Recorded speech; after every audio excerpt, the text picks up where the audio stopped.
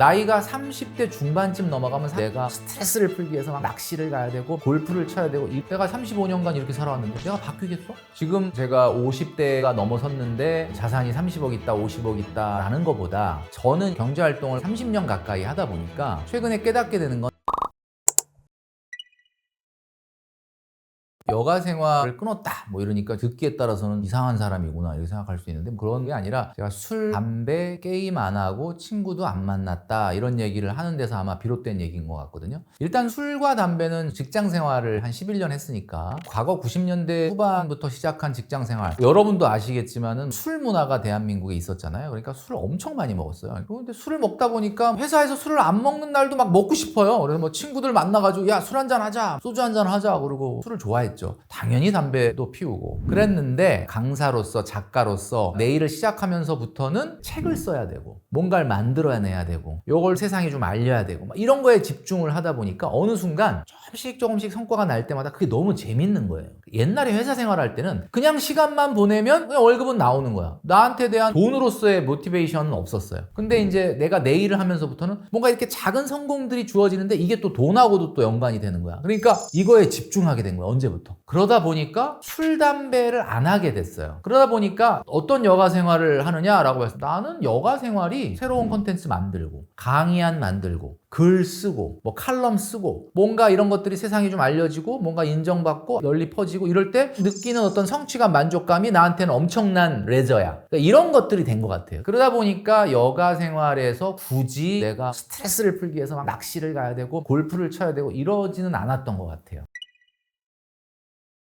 우리가 여가 생활은 두 가지 중에 하나예요. 뭔가를 즐길 거리, 재미를 찾는 게 하나가 있고 또 하나는 성취를 찾는 게 하나가 있어요. 우리가 등산을 간다 그러면 등산은 힘들어요. 산을 올라가는 게 얼마나 힘듭니까? 근데 이거 왜 올라가나 힘들어 죽겠는데 내가 미쳤지 왜 따라왔나 이러잖아요. 근데 일단 딱 올라가고 나면 진짜 묘하게 성취감이 생겨. 와, 이런 게 내가 올라온 이유였구나 이런 걸 느끼지 않습니까? 이런 여가 생활은 재미라기보다는 성취를 추구하는 거잖아요. 이런 게 하나가 있고 또 하나 핫플레이스를 간다. 한마디로 인조이라고 하는 거는 나는 가만히 있는데 야 너가 나 좀 즐겁게 해봐. 엔터테인인 거죠. 오락. 물론 그런 것도 좀 추구를 해야 될 거는 있어요. 근데 너무 이것만 추구하면 돈도 많이 쓰고 남는 게 없는 거예요. 그런데 우리가 이번 한 달은 이 책을 읽고 한번 서로 토론을 해보자. 그 다음에 어떤 영화를 보고 이 영화에 대해서 한번 토론을 해보자. 그 다음에 뭐 등산을 가보자. 뭐 국토 종단을 가보자. 이런 것들은 너가 나를 즐겁게 해봐가 아니라 나의 고통을 좀 넣어서 뭔가를 성취할 때 오는 기쁨을 느끼는 거예요. 그러니까 여가 생활의 밸런스를 가져라. 그 밸런스가 무너지면 우울해져요. 그러니까 무슨 얘기냐면은 우리가 중독이라고 그러잖아요.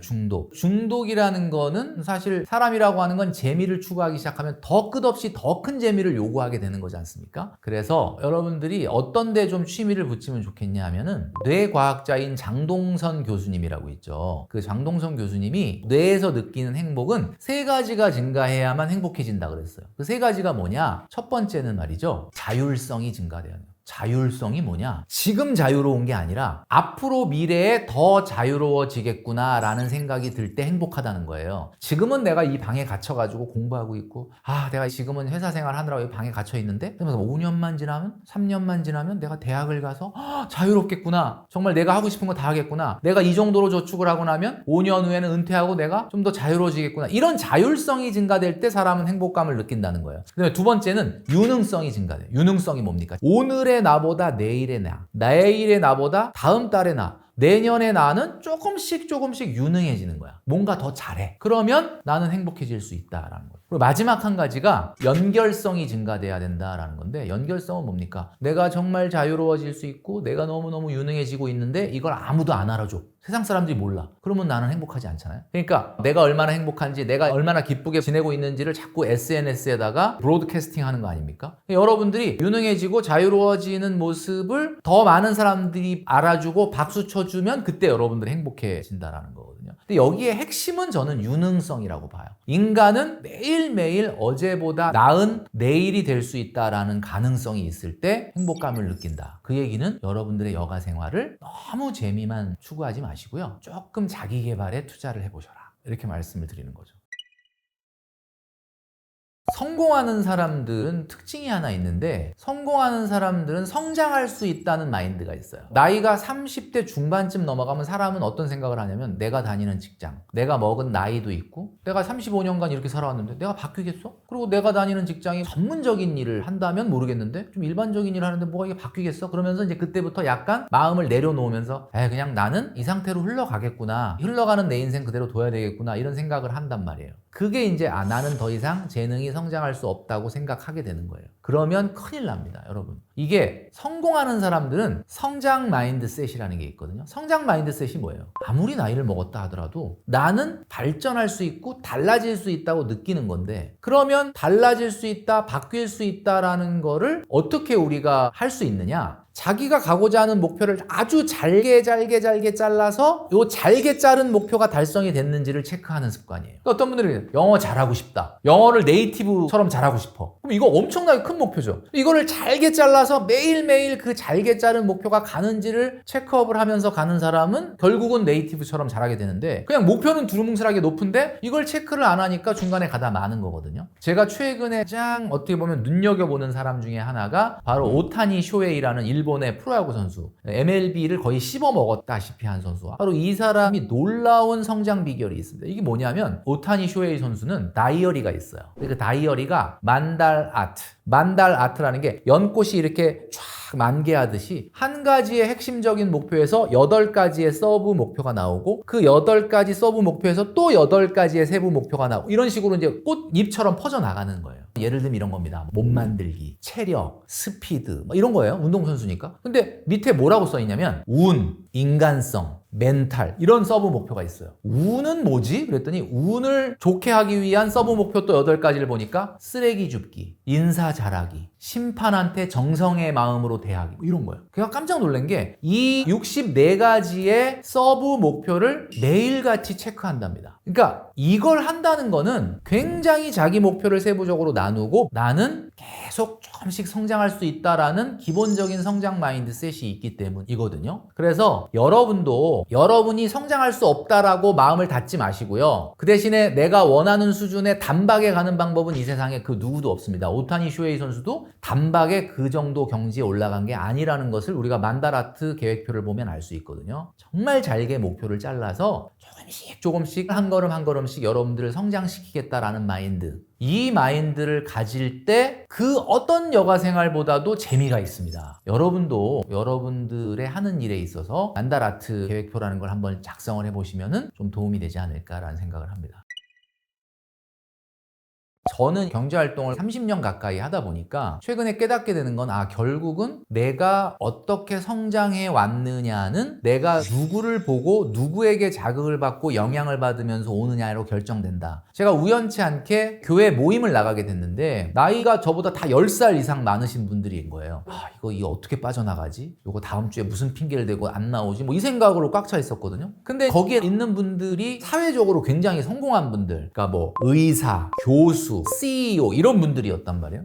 진짜 사회적으로 이렇게 성공한 사람들이 뭐가 아쉬워가지고 이런 데 모여서 또 고상하게 거룩하게 이런 모임을 하고 있나. 처음엔 너무 호기심이 생기는 거예요. 호기심에 처음에 이제 몇 번 나갔는데 아무래도 그 모임을 끝나고 나면 사회적인 생활, 본인의 경험담 이런 걸 얘기하지 않습니까? 그러면서 제가 깨닫게 된 거는 그냥 사회적으로 성공한 사람들은 운이 좋아서 저 자리에 있을 거야. 부모 잘 만나서 부자가 됐을 거야 라는 선입견이 있었는데 실제 만나보니까 인격적으로나 사회적 능력으로 봤을 때 상당히 배울 점은 있더라고요. 그래서 그러면 내가 조금 더 머물러 있으면서 저분들에게 좋은 영향을 받는 것도 나쁘지 않겠구나 라는 생각을 하게 됐어요. 저는 깜짝 놀란 게 세상 부러울 게 없고 아쉬울 게 없는 사람들인데 왜 그렇게 열심히 나와서 기도를 하고 자기가 어떤 거를 성취감을 얻기 위해서 개인적인 노력을 한다 이런 이야기들을 들을 때마다 저는 약간 반성을 하게 되더라고요. 그래서 제가 지금 그래서 그 모임을 18년째 하고 있습니다. 지금은 이제 선배님들 분들하고는 거의 20년 가까이를 지내왔으니까 막역한 사이가 됐죠. 그러니까 어떻게 보면은 제가 그동안에 이렇게 작가로서 강사로서 인플루언서로 이렇게 성장했던 것들에게 많은 분들한테 영향을 받았다라고 생각을 하는 겁니다.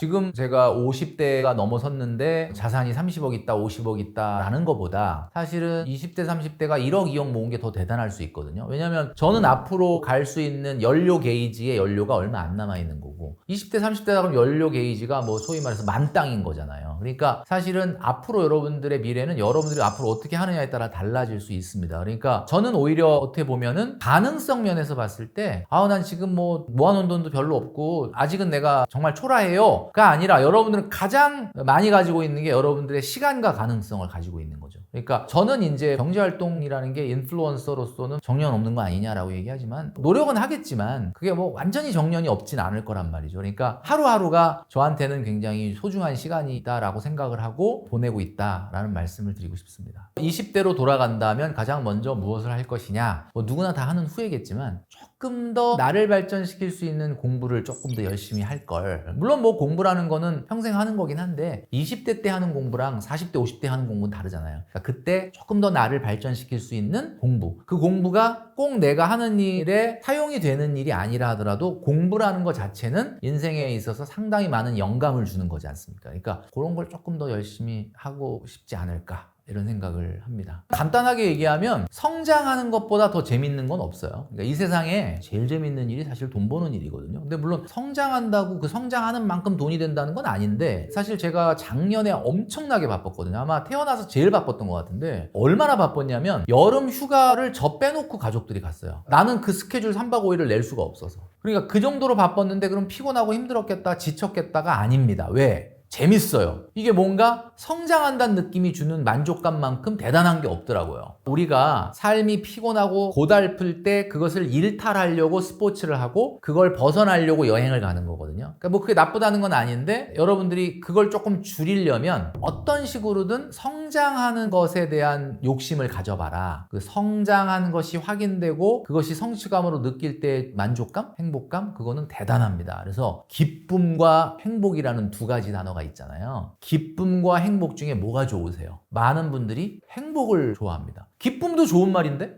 왜 행복을 선택할까? 기쁨은 순간적이라고 생각을 하는 거야. 행복은 조금 유지될 것 같죠, 상태가. 근데 이제 제가 해석을 해보면 기쁨과 행복의 차이는 뭐냐면 행복은 컨디셔널이에요. 컨디셔널. 컨디셔널이 뭐예요? 굉장히 조건적이라는 거죠. 기쁨은 언컨디셔널. 무조건적인 거야. 오늘 굉장히 괴로운 일이 있었는데 누가 오늘 되게 재밌는 얘기를 해주면 순간 막 웃지 않습니까? 그때 기뻤던 이유는 그냥 무조건적으로 기쁜 거예요. 근데 행복은 어디서 오냐면 여러분들이 돈은 이 정도쯤 있었으면 좋겠고 내 건강은 이 정도쯤 있었으면 좋겠고 자격은 이 정도쯤 있었으면 좋겠고 유능함은 이 정도쯤 갔으면 좋겠고 라는 어떤 컨디션이 있는 거예요. 그러니까 그 컨디션에 도달이 되면은 행복한데 안 되면 좀 안 행복할 것 같아. 그러니까 어떤 조건적인 것이 행복이라는 거거든요. 근데 여러분들이 원하는 건 행복이라면서요. 그러면 조건에 닿으려면 어떻게 해야 돼? 매일 조금씩 스텝 바이 스텝으로 거기에 다가가야지 행복에 접근하는 거죠. 근데 분명히 입으로는 행복을 원한다고 해놓고 뭔가 매일매일 성장하고 발전하는 건 없으면서 신용카드를 가지고 나가서 자꾸 기쁨의 순간을 만들면 자꾸 행복에서 멀어지는 거 아닙니까? 그러니까 간단해요. 기쁨도 추구해야 되고 행복도 추구해야 되는데 여러분이 진정으로 원하는 것은 행복 아닙니까? 어느 정도 자격이 되는 것을 원하는 거 아니에요? 성시경 씨가 일식집에 가가지고 스시 한 점을 딱 입에 넣고 눈을 딱 감고 엄청 기름지고 맛있네 라고 얘기를 안 하고 딱 먹고 이런 분위기에서 이런 걸 먹을 수 있다는 이런 분위기가 너무 좋다. 이렇게 얘기했거든. 이게 무슨 얘기냐? 결국 기쁨이 아니라 행복을 느끼고 있는 거예요. 내가 이 정도의 스시집에 와서 먹을 수 있는 자격이 되는 사람이야. 이거를 느끼고 있는 거거든요. 여러분들도 아마 행복을 추구하신다면 여러분들이 생각하는 일정 수준의 자격으로 나아가셔야 되는 거죠.